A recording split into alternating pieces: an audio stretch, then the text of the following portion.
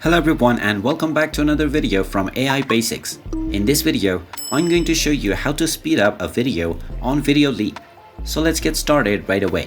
First of all, just tap on the Videoleap application and open it up. If you haven't logged into your account, then just go ahead and log in using your credentials.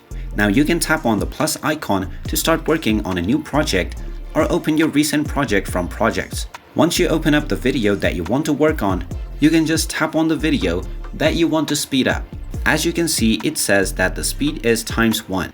Once you tap on the video, you can simply scroll the options at the bottom section to the right until you see the speed feature. Just go ahead and tap on speed, and then you can use the slider to either increase or decrease your video speed.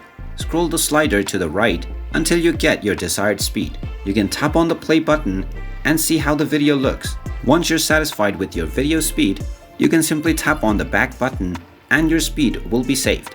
You can do this with any number of clips that you want. And there you have it. That is how easy it is to speed up your video on Videoleap. If you find this video helpful, make sure you hit that like button and subscribe to our channel if you haven't done so already. Also ring that notification bell to never miss another update from us. Thank you for watching and I will see you again in the next video.